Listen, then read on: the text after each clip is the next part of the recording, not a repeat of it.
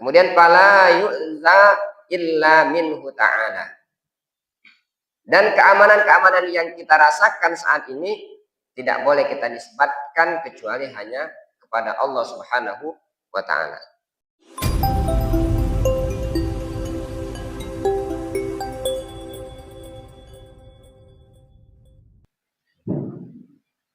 Bismillahirrahmanirrahim. Assalamualaikum warahmatullahi wabarakatuh. Alhamdulillahirabbil alamin. Wassalatu wassalamu ala asrofil anbiya'i wal mursalin wa ala alihi wa sahbihi ajma'in. Amma ba'du. Yang saya hormati Bapak Effendi, Bapak Ghazali, Bapak Haji Bizol, Bapak Yusuf selaku penasehat Masjid Fisabilillah, selanjutnya Ustadz Nopi dan narasumber kita hari ini Ustadz Fikri selaku Ketua Masjid Fisabilillah. Pertama-tama marilah kita selalu memanjatkan puji dan syukur kepada Allah Subhanahu wa taala karena berkat limpahan nikmat, karunia, taufik dan hidayahnya. Pagi ini kita bisa melaksanakan sholat subuh berjamaah, dilanjutkan dengan kajian rutin kita setiap minggu pagi. Untuk kajian hari ini kita akan diisi oleh Ustadz Fikri dengan kajian rutinnya yaitu mengenal Asmaul Husna Al-Mu'min. Kepada Ustadz Fikri kami persilakan.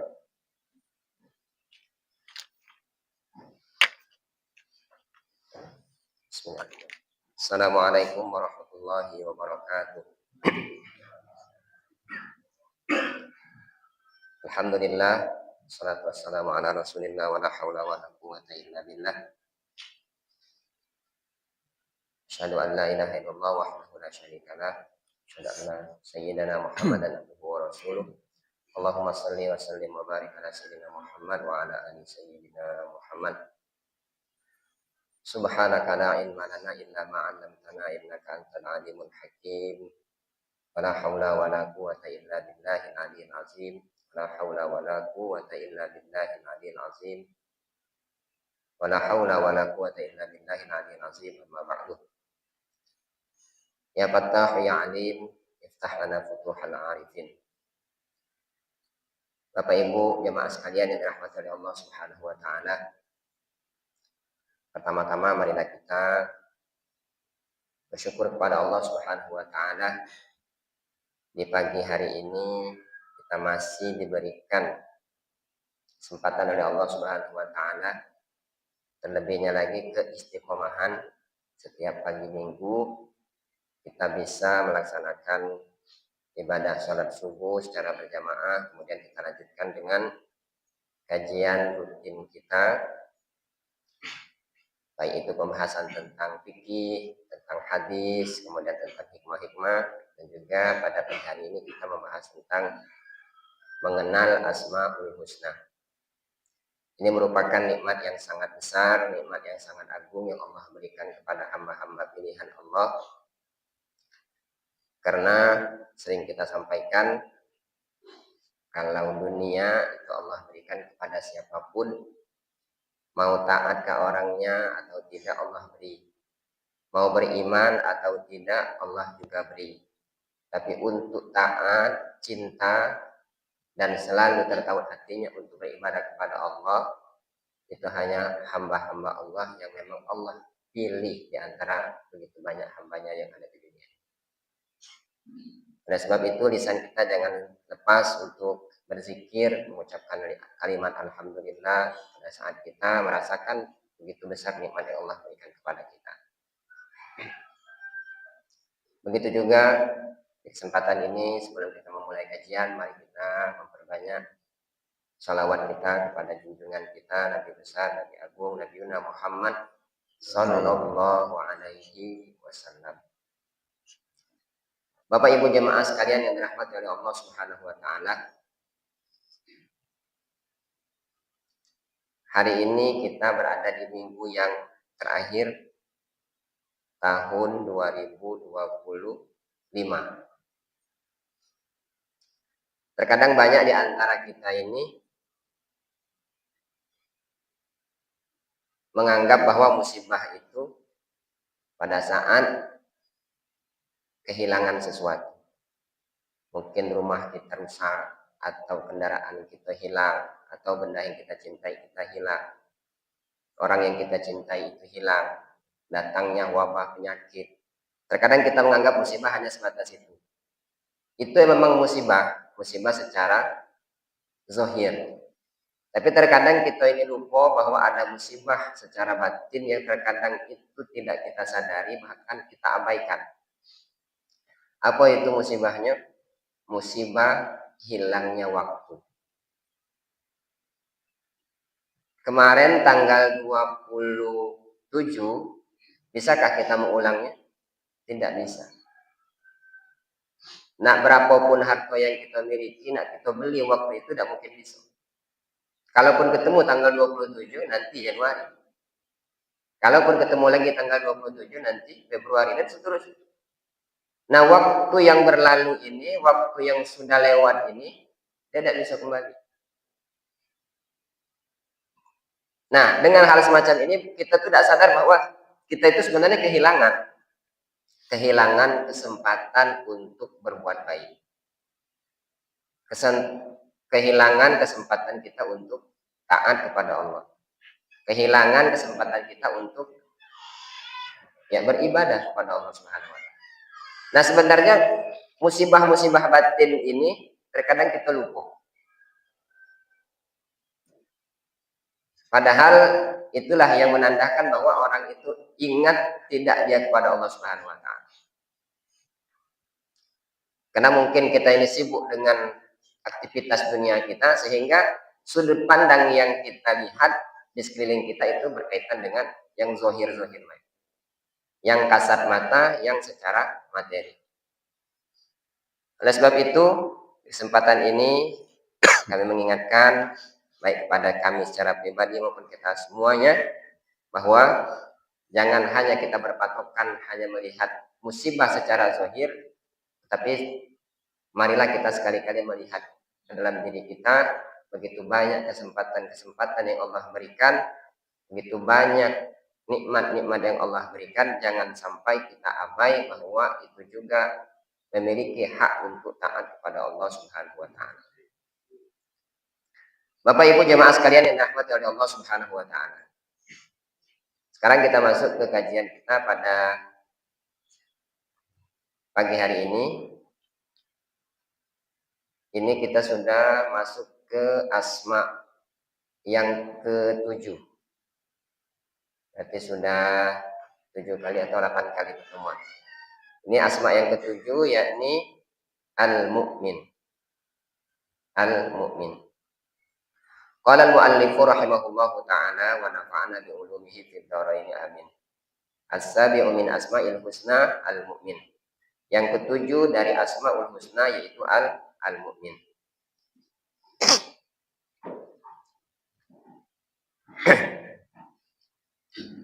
Di dalam Al-Qur'an Allah Subhanahu wa taala berfirman di dalam surat Al-Hasyr, qala Allah ta'ala huwallahu allazi la ilaha illahu al-malikul quddus as-salam al-mu'min. Dialah Allah yang tidak ada Tuhan selain Dia, Al-Malik Al-Quddus As-Salam Al-Mu'min. Al-Malik yang maha merajai, Al-Quddus yang maha suci, As-Salam yang maha memberi keselamatan, Al-Mu'min yang maha memberi keamanan. Jadi tidak ada yang bisa memberi kita keamanan kecuali zat Allah yang bernama, nama Allah yang bernama Al-Mu'min. Fala yuzkaru fil Qur'an illa marratan wahidah, dan tidak disebutkan di dalam Al-Qur'an kecuali di satu surat ini saja. Jadi kalau Al-Mu'min yang disebut dengan Asmaul Husna itu maknanya yang maha memberi keamanan. Tetapi kalau ini disematkan kepada seorang hamba, Al-Mu'min itu orang yang beriman. Kemudian disebutkan al-mu'min huwallazi ja'alal amna wal asbaba. Al-mu'min itu adalah zat yang menciptakan keamanan dan sebab-sebab keamanan. Jadi kita bisa merasa aman itu Allah Subhanahu wa taala yang bernama Al-Mu'min yang memberikan keamanan itu. Dan sebab-sebab keamanan juga Al-Mu'min yang memberikan. Kita ini dalam kehidupan bisa posisi kita aman, selamat itu karena ada yang menjaga kita. Ada yang memberi keamanan kepada kita. Baik secara zahir maupun secara batin. Apa contohnya? Allah begitu banyak memberikan keamanan-keamanan di dalam tubuh kita. Yang pertama, Allah pasang di dalam diri kita ini, di tubuh kita ini, mata. Tanpa ada mata, kita tidak mungkin selamat. Tidak mungkin bisa merasa aman. Kita bisa berjalan dengan tenang, bisa menghindari bahaya. Itu karena mata kita berfungsi. Begitu juga Allah ciptakan tangan. Allah ciptakan pendengaran. Allah ciptakan pemikiran. Nah, ini semuanya adalah alat-alat yang Allah berikan ke dalam tubuh kita untuk memberikan rasa aman kepada diri kita. Ibadat rumah itu setelah dipasang pintu, dikasih pagar, kemudian dikasih lagi CCTV. Kenapa? Karena kita ingin merasa aman. Nah, dalam tubuh kita ini sudah Allah berikan fasilitas itu. Ada mata, ada tangan, ada kaki, ada pendengaran. Nah, ini semua adalah pemberian dari Allah Subhanahu wa taala yang bernama Al-Mu'min. Dia ingin memberikan kepada hambanya itu supaya memiliki rasa aman. Wal asbaba, dan juga sebab-sebab keamanan yang kita rasakan saat ini itu adalah diberikan oleh Al-Mu'min. Kemudian fala yu'za illa minhu ta'ala. Dan keamanan-keamanan yang kita rasakan saat ini tidak boleh kita nisbatkan kecuali hanya kepada Allah Subhanahu wa taala. Kita merasa aman bukan karena terlindung misalkan rumah kita dengan fasilitas yang lengkap. Bukan itu. Tetapi sebabnya itu Allah yang memberi rasa aman itu. Bahkan mungkin banyak juga di antara kita fasilitas lengkap di rumah, kemudian mungkin penjagaan sudah full, tapi mungkin ada yang tidak merasa aman. Kenapa? Karena rasa aman itu diberikan oleh Allah Subhanahu wa taala. Kemudian wa huwal ladzi wahaba li ibadihi al-amna minal azab. Dan Allah Subhanahu wa taala Al-Mu'min ini yang memberikan kepada hamba-hambanya keamanan dari azab, dari siksa. Siapa yang bisa jamin pada saat kita nanti meninggal di alam kubur kita bisa aman? Tidak ada kecuali Allah Subhanahu wa taala. Siapa yang menjamin pada saat kita menghadapi sakaratul maut kita bisa merasa aman?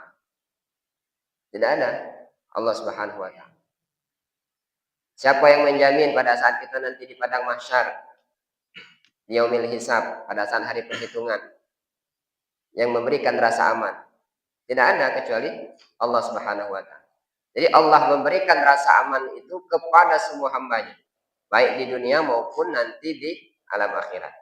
Baik itu juga di alam kubur. Maka suatu ketika dikisahkan ada seorang hamba, ada seorang badui pada zaman Rasulullah SAW itu.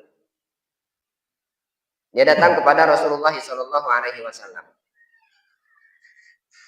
Lalu dia bertanya kepada Rasul, ya Rasulullah, nanti pada saat kita berada di padang mahsyar, siapa yang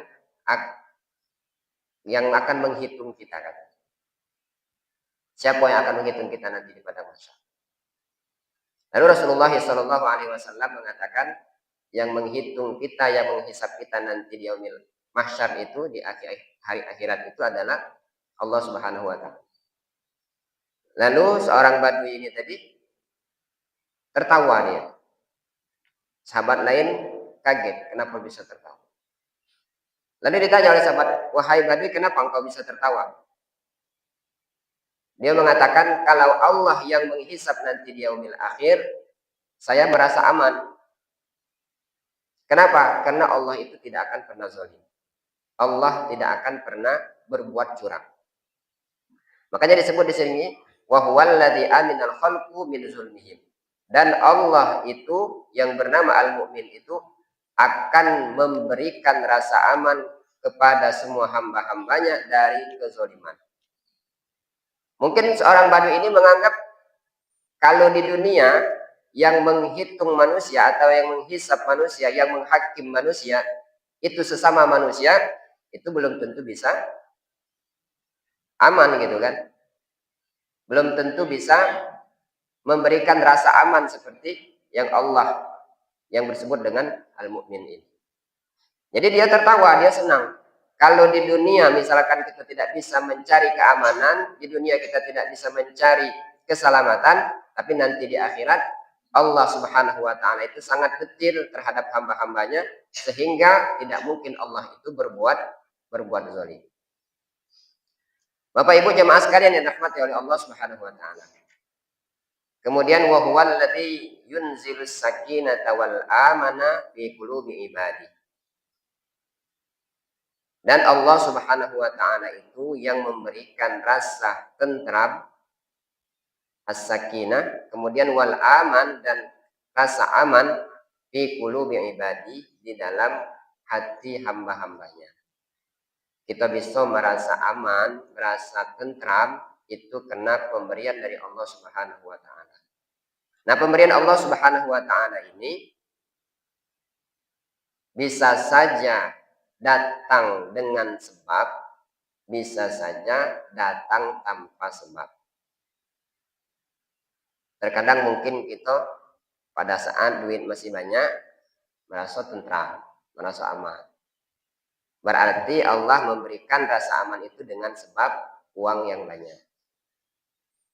Kemungkinan kita juga merasa aman, merasa tentram pada saat kita berada di dalam rumah. Pintulah tutup rapat, gitu kan, CCTV aman di depan, kita merasa aman. Nah, berarti datangnya dengan sebab. Dan lain-lain. Tetapi terkadang ada rasa aman itu, rasa tentram itu tanpa sebab.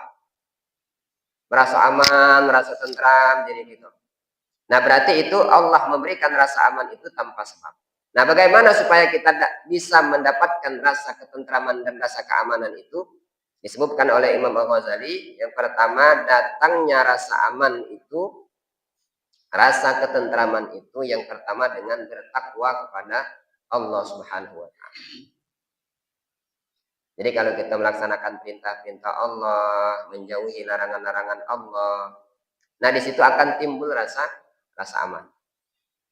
Kita laksanakan ibadah, kita laksanakan sholat, kita laksanakan puasa, kita berzikir kepada Allah Subhanahu wa taala, itu juga yang akan mendatangkan rasa aman. Ini sebab yang pertama. Kemudian bisa saja rasa aman itu timbul di dalam diri kita dengan berzikir.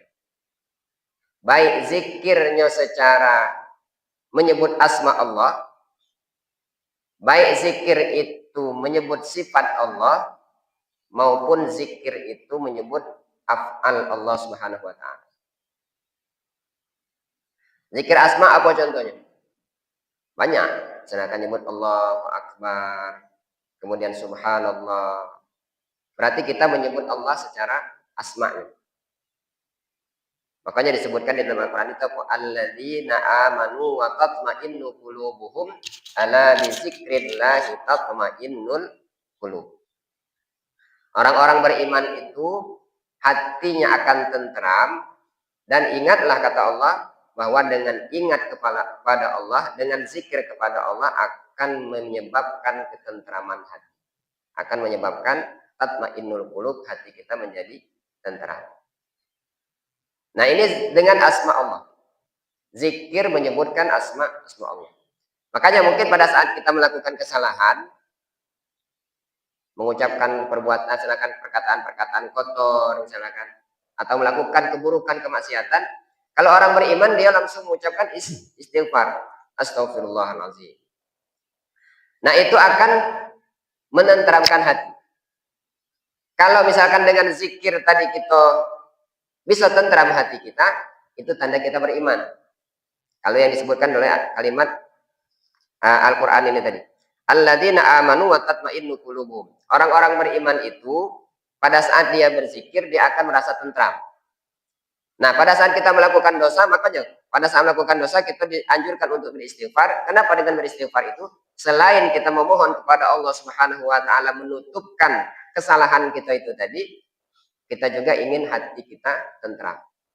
Karena orang mukmin itu Pak Buyo, kalau dia melakukan dosa, dia tidak akan tenang. Tengoklah diri kita. Kalau ada rasa semacam itu berarti kita masih beriman kepada Allah. Apapun itu misalkan, apakah ucapan, ngomongin wong misalnya, kita mengucapkan kalimat-kalimat kotor dari mulut kita. Ada rasa tidak nyaman di hati, ada rasa tidak tentram di hati, berarti kita beriman. Nah, cara supaya kembali lagi tentram hati kita dengan zikir kepada Allah, beristighfar. Astagfirullahaladzim. Nah, ini kalau misalkan kita berzikir dengan asma. Ada lagi misalkan kalau kita lihat kisahnya Nabi Ibrahim alaihissalam itu, pada saat dia ingin dimasukkan ke dalam kobaran api, apa yang diucapkan oleh Nabi Ibrahim? Hasbiyallahu wa ni'mal, hasbunallahu wa ni'mal wakil. Hasbunallahu wa ni'mal wakil. Adakah rasa takut di dalam diri Nabi Ibrahim pada saat itu? Tidak ada. Aku serahkan semuanya kepada Allah Subhanahu wa taala. Nah, ini salah satu bentuk zikir kita. Jadi pada saat kita dalam keadaan was-was, pada saat kita dalam keadaan masalah, banyak-banyak zikir kepada Allah Subhanahu wa taala untuk menenteramkan hati kita. Nah, ini yang pertama. Kemudian zikir ada juga zikir af'alnya Allah. Apa zikir af'alnya Allah? Kita lihat ciptaan-ciptaan Allah. Jadi zikir itu bukan hanya kita menyebut asma Allah saja, tapi kita memperhatikan ciptaan-ciptaan Allah itu adalah zikir. Misalkan kalau di samping rumah, depan rumah kita ada tanaman, kita tengok. Dalam satu biji itu saja kita taruh ke bumi, misalkan taruh ke dalam tanah, akan tumbuh. Sedikit demi sedikit gitu kan, tumbuh lagi, ujungnya nanti berbuah. Itu kalau kita pikirkan, akan memberikan ketentraman dalam diri kita dan akan membesarkan Allah Subhanahu wa taala. Ternyata kita tidak punya kuasa. Ternyata kita tidak punya kuasa. Kemudian mungkin kita perhatikan anak kita di rumah. Dulu pada saat kita mungkin baru nikah, kita berdua di rumah. Tidak lama itu datang satu buah hati. Dulunya kemana-mana berdua gitu kan.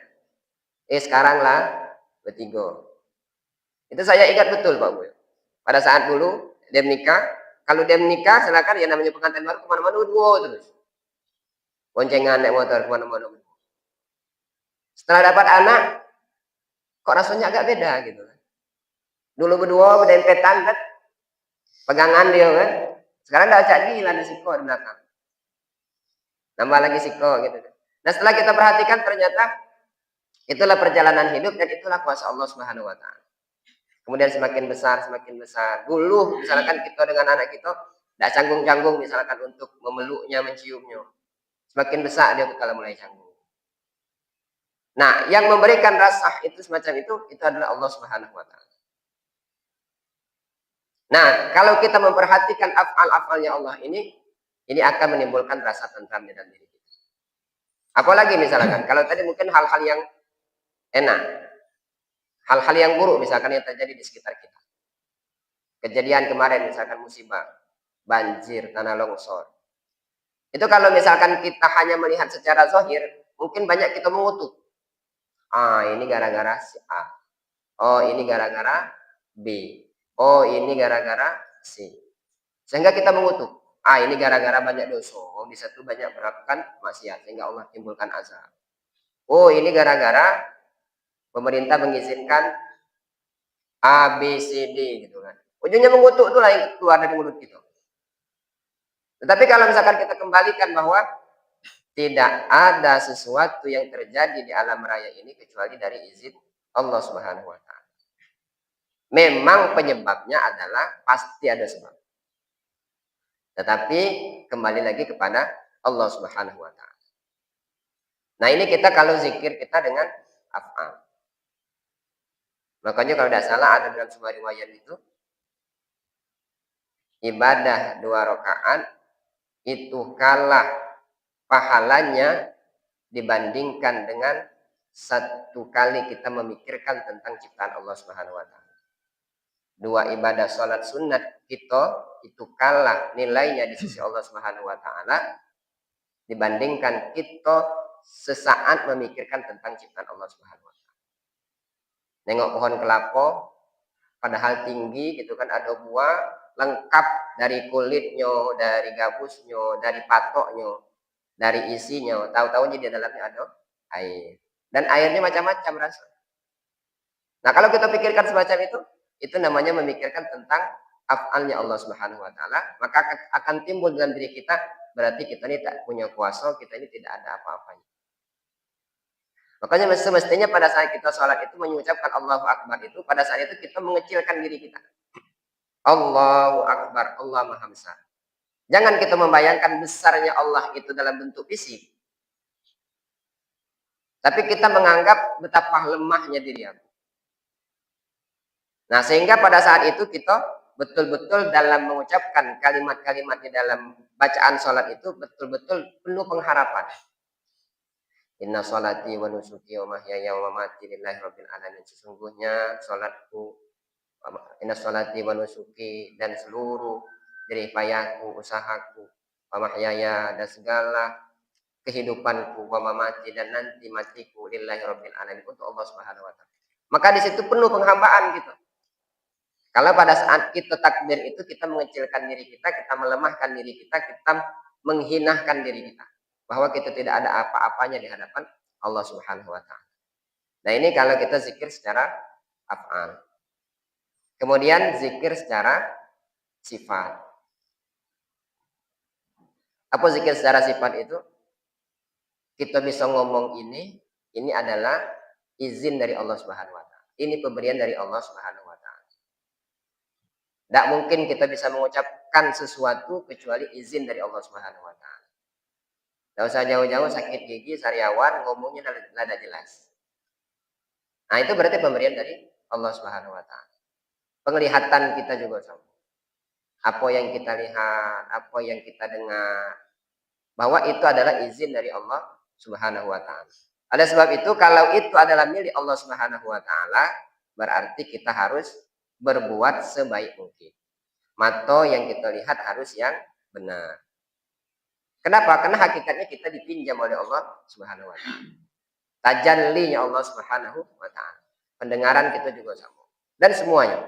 Nah, ini dengan zikir-zikir semacam ini akan menenteramkan hati. Jadi zikir tadi bukan hanya sekedar menyebut asma-asma Allah Subhanahu wa taala saja, tapi juga kita mengingat sifat-sifat Allah Subhanahu wa taala dan af'alnya Allah Subhanahu wa taala. Samalah seperti zikir kita silakan mengucapkan kalimat la ilaha illallah. La ilaha illallah, la ilaha illallah. Kalau misalkan yang umum itu kita mengatakan tidak ada Tuhan selain Allah. Tapi kalau misalkan kita nak kaji lebih dalam, ada seorang ulama yang sangat marah pada saat ada orang mengucapkan la ilaha illallah, mengatakan bahwa tidak ada Tuhan selain Allah. Bahkan kalau dalam kisah itu dia sampai mengeluarkan pedang, nak kubunuh katanya. Kenapa? Karena katanya kalau menyebutkan tidak ada Tuhan selain Allah berarti ada Tuhan selain Allah. Kalau tidak ada Tuhan selain Allah, berarti secara logika katanya ada Tuhan selain Allah Subhanahu wa taala. Nah, itu sebenarnya itu secara umum. Nah, tapi ya, kalau misalkan kita naik lagi sedikit pada saat kita mengucapkan la ilaha illallah itu, tanamkan dalam diri kita la ma'budu illallah. Tidak ada yang aku sembah kecuali Allah Subhanahu wa taala. La af'ala illallah. Tidak ada yang bisa berbuat kecuali Allah Subhanahu wa taala. Kita bisa zikir, siapa yang membuat kita bisa zikir? Allah.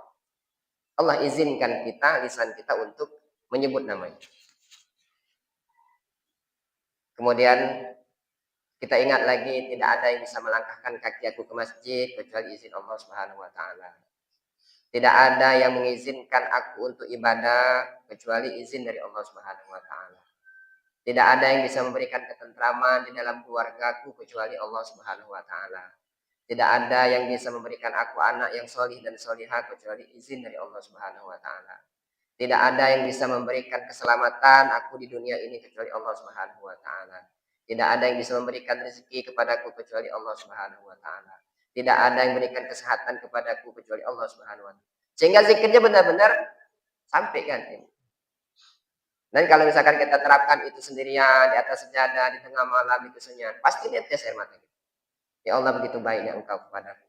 Begitu hebatnya Engkau kepadaku. Begitu kasih sayangnya Engkau kepadaku. Nah, sehingga itu akan bisa memberikan ketentraman dalam diri kita. Bapak Ibu jemaah sekalian dirahmati oleh Allah Subhanahu wa taala. Jadi, al-amnu huwa syu'urul mutmainnu fil qalbi. Jadi, keamanan itu adalah rasa ketentraman kita di dalam hati kita. Kemudian yang bisa memberikan ketentraman di dalam diri kita, memberikan rasa aman ke dalam diri kita itu, yang ketiga adalah al-khauf. Al-khauf itu rasa takut. Jadi rasa takut kita kepada Allah Subhanahu wa taala. Takut atas azabnya atau hukuman dari Allah Subhanahu wa taala. Disebutkan di dalam hadis, di sini hadis qudsi, jadi Rasulullah sallallahu alaihi wasallam bersabda, wa qala Allah taala wa azzani wa a'izzati la yajma'u ala 'abdin khaufaini wa la yajma'u lahu amnaini idza amina fid dunya akhaftuhu yaumal qiyamah wa idza khafa fid dunya amantuhu yaumal qiyamah. Jadi arti hadis ini dia menyebutkan Allah Subhanahu wa taala berfirman, demi kebesaranku, demi keagunganku, la yajma'u ala 'abdin khaufaini. Tidak akan aku kumpulkan atas seorang hamba itu dua ketakutan, wala yajma'u lahu amnaini, dan tidak aku gabungkan atau aku kumpulkan bagi seorang hamba itu dua keamanan. Iza amina fid dunya akhaftuhu fil yaumal qiyamah. Jika seorang hamba itu merasa aman hidupnya di dunia, maka akan aku beri rasa ketakutan nanti di akhirat. Wa idza khafa fid dunya amantuhu yaumal qiyamah. Tetapi jika seorang hamba itu memiliki rasa takut terhadapku saat di dunia, maka akan aku beri rasa aman nanti di akhirat. Apa maksud dari hadis ini? Jadi Allah Subhanahu wa taala itu dia tidak akan menggabungkan dua rasa takut dan dua rasa keamanan. Jadi kalau seorang hamba itu merasa aman hidup di dunia, nanti akan Allah beri rasa takut itu di akhirat. Sebaliknya jika dia merasa takut hidup di dunia, maka di akhirat nanti akan Allah berikan rasa aman. Maksudnya semacam ini Pak Bu. Di dalam sebuah kajian saya pernah dengar. Jadi dia mengatakan maksud dari hadis qudsi ini adalah jika seorang itu merasa bangga dengan kebaikan-kebaikannya di dunia, sehingga dia merasa dia sudah banyak melakukan kebaikan untuk Allah Subhanahu wa taala, dan dia merasa aman bahwa nanti dia akan selamat di akhirat, ini dikhawatirkan dia tidak akan bisa merasa aman nanti di akhirat. Apa contohnya? Kalau kita banyak melakukan ibadah, melakukan zikir, puasa, sholat, baca Quran, terus kita menganggap, oh ya, aku ini lah baiknya. Aku yakin aku ini masuk surga. Nah, ini kalau bisa jangan, Pak. Kenapa? Ini berarti kita merasa aman dari azab Allah Subhanahu wa taala. Tetapi pada saat kita melakukan sesuatu itu, jangan kita berharap untuk mendapatkan keamanan itu. Timbulkan rasa takut kita kepada Allah Subhanahu wa taala. Bisa kita bayangkan, siapa yang bisa menjamin kita pada saat sakaratul maut kita bisa mengucapkan kalimat la ilaha illallah? Tidak ada. Jadi jangan bangga misalkan dengan ibadah kita yang banyak. Jangan bangga dengan kebaikan-kebaikan yang kita lakukan. Kenapa? Karena itu tidak ada jaminan bahwa itu akan mengantarkan kita ke surga. Jangan-jangan apapun yang kita lakukan selama ini itu bukan untuk Allah Subhanahu wa taala. Tidak kata keikhlasan di dalam diri kita. Nah, hadis ini menyampaikan semacam itu. Jadi kalau bisa jangan sampai kita merasa aman terhadap ancaman dan azab Allah Subhanahu wa taala pada saat kita hidup di dunia. Kenapa? Kalau kita merasa aman dengan hal semacam itu, maka itu akan mengakibatkan kita nanti berbahaya atau merasa takut di akhirat. Memang dalam melakukan ibadah kepada Allah Subhanahu wa taala itu ada roja dan khauf. Roja itu harapan. Kalau tidak kata motivasi, kadang kita ini malas beribadah. Kenapa aku nak sholat subuh jamaah di masjid? Kalau katanya almarhum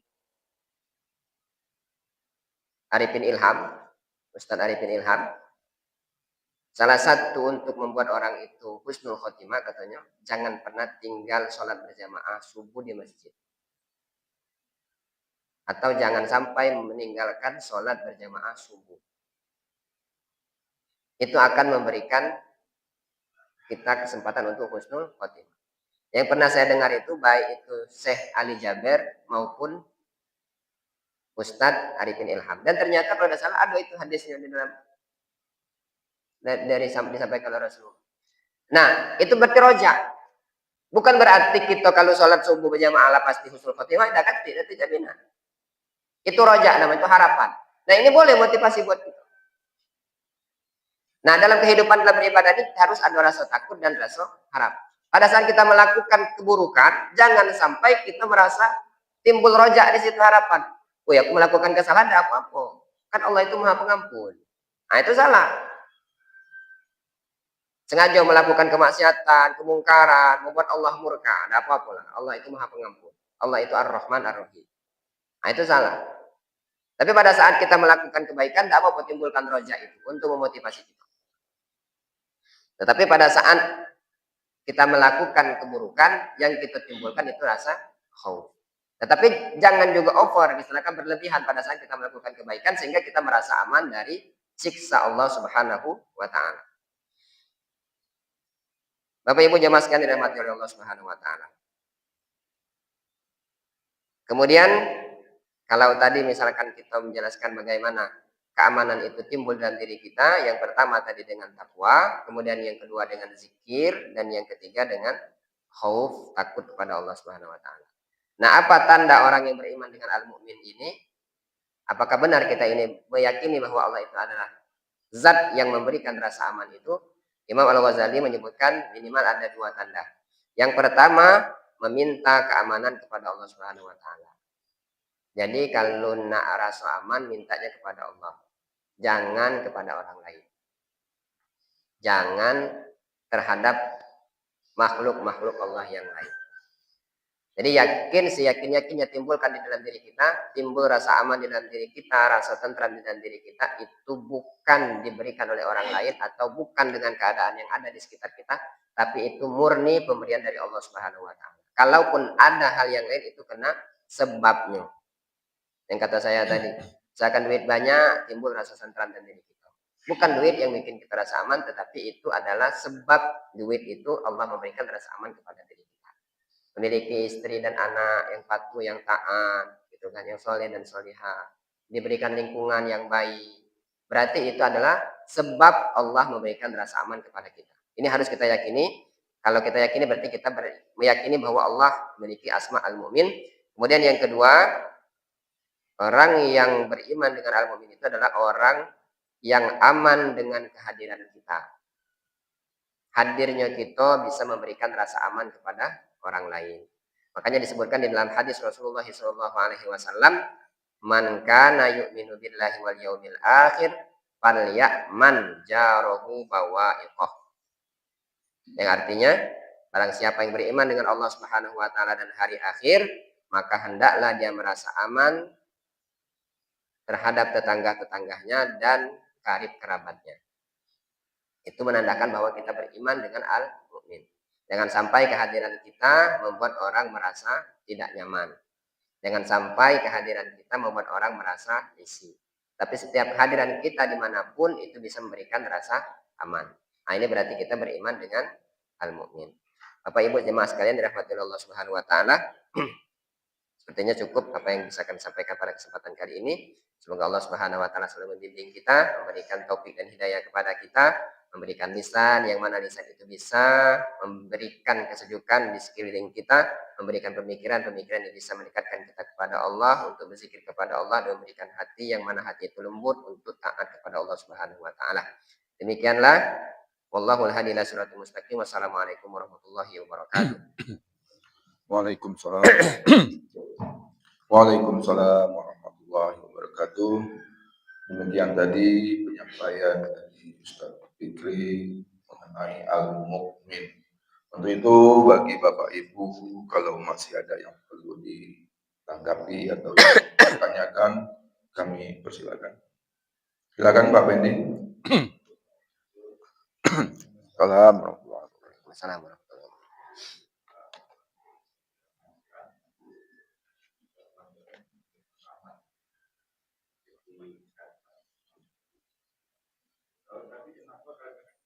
Manusia ini kalau kita berdoa dia aman, tapi kenapa kita selalu was-was? Bagaimana itu bisa ke depannya? Bagaimana? Nanti anak saya kalau itu cek kalau memberi keamanan, apakah itu termasuk rasa kita cinta dunia? Kenapa kalau kita itu dibaca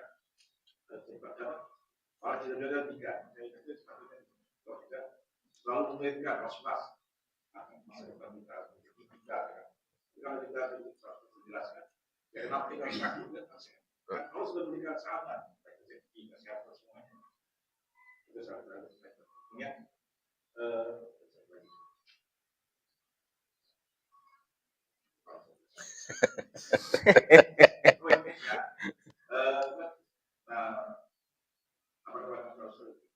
Orang sering kita tahu kan, kalau kita berbuat salah, ulang lagi kan, berbuat maksiat, akhirnya Allah memberi rasa Ampun.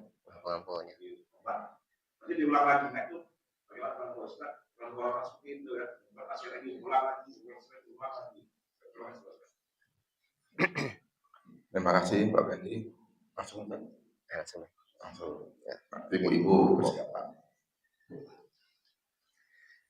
Baik, yang pertama kenapa was-was? Was-was itu ya sebenarnya tabiat, karena naluri manusia. Ada rasa takut kayak masa depan suram misalkan.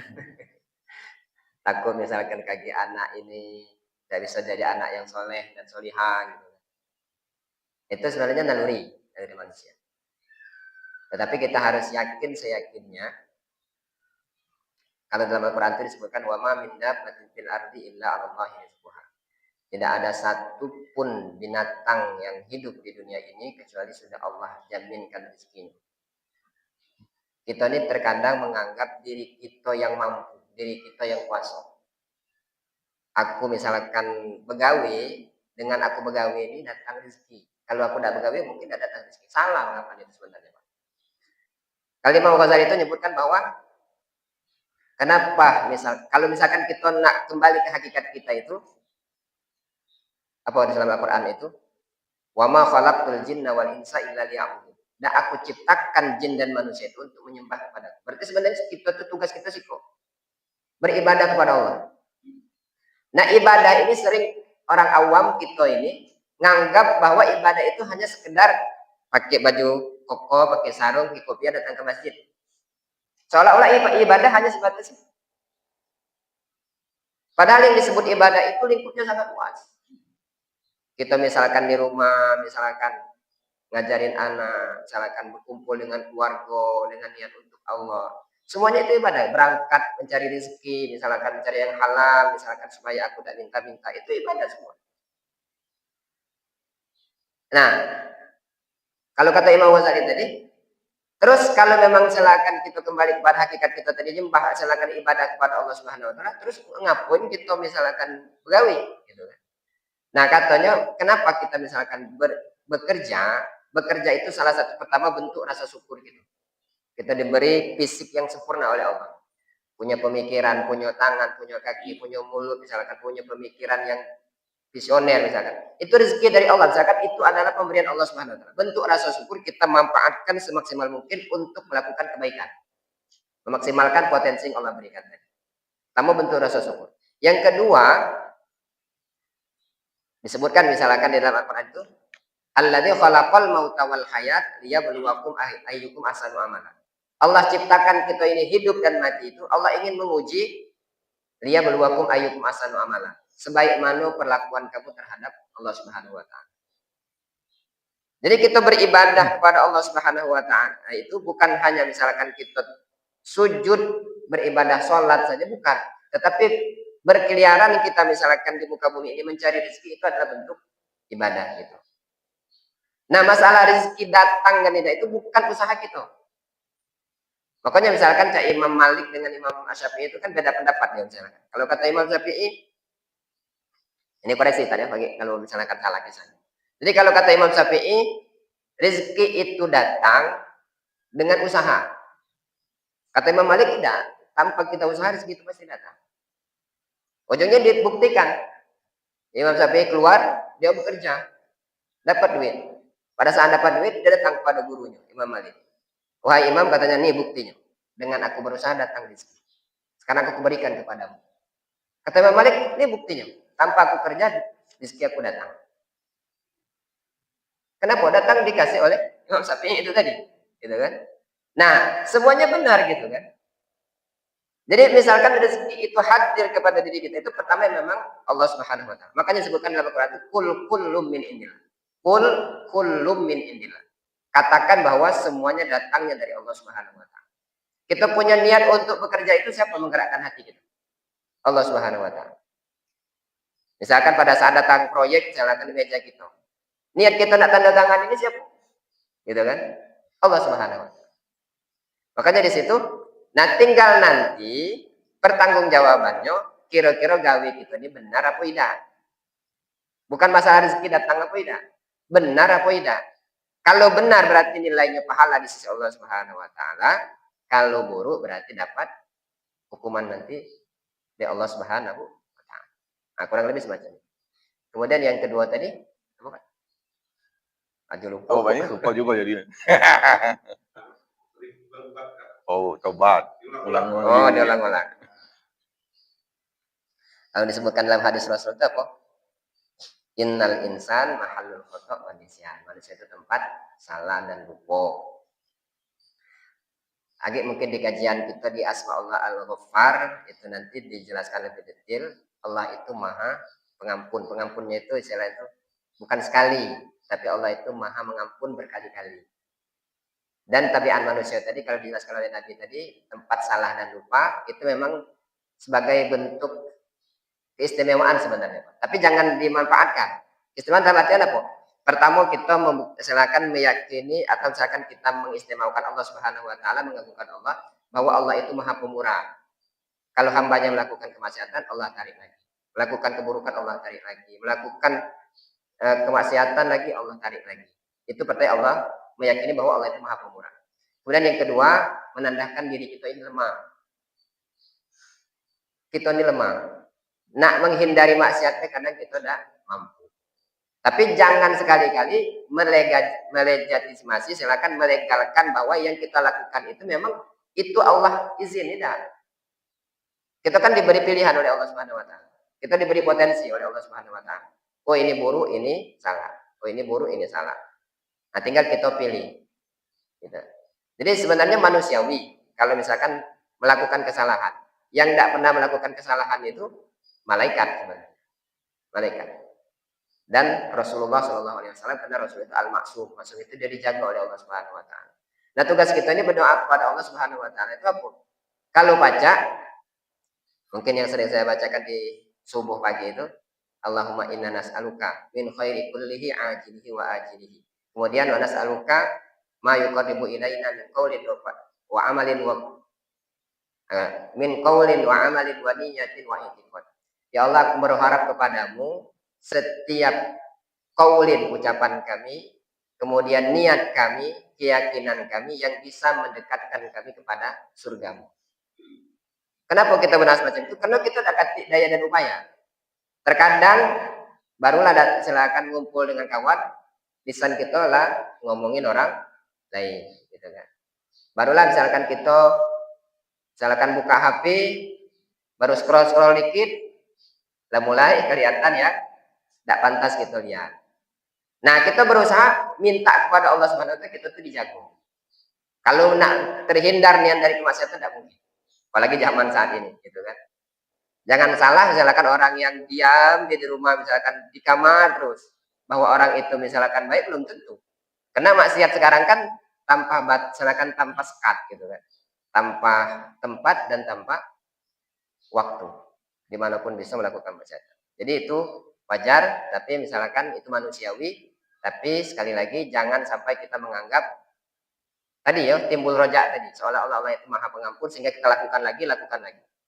Kalau bahasanya saya ingat Profesor Nasaruddin Umar itu menyebutkan jangan sampai pada saat kita masuk ke dalam lumpur dakati yang nari. Gitu kan. Memang benar misalkan orang yang banyak melakukan kemaksiatan pada saat dia tobat dia langsung melenting ke atas. Ibarat bola itu pada saat kita lempar ke bawah, pada saat semakin kita lempar, semakin jatuh, dia akan naik ke atas lebih tinggi. Tapi tidak banyak juga pada saat kita lempar bola itu ke bawah, masuknya ke dalam lumpur. Ujungnya tidak naik-naik. Nah, na'udzubillah, jangan sampai kita pada saat kita melakukan maksiat, kita menganggap maksiat itu tidak apa-apa lah. Agi Allah itu maha pengampun. Agi lah, kalau nak sholat, misalkan kayak gitu, gak tua di kita. Allah itu maha pengampun, gitu kan. Nah, na'udzubillah, kayak tahu masuknya ke dalam lumpur dakati yang nari. Mungkin itu wallahu a'lam bishawab. Terima kasih. Mungkin Pak Fadli. Oke. Ibu-ibu ada yang perlu ditanggapi atau dipertanyakan? Saling pandangnya. Oke, baiklah. Kalau memang sudah tidak ada lagi yang harus kita pertanyakan dan kita tanggapi, kita ucapkan terima kasih kepada Ustaz Fikri atas paparannya dan kita akhiri pertemuan kali ini dengan doa penutup majelis. Subhanallahumma wa bihamdika asyhadu an la ilaha illa anta astaghfiruka wa atubu ilaik. Saya selaku pembawa acara mohon maaf atas segala kekurangan. Kepada Allah kita sama-sama mohon ampun. Billahi taufiq wal hidayah. Wassalamualaikum warahmatullahi wabarakatuh. Waalaikumsalam.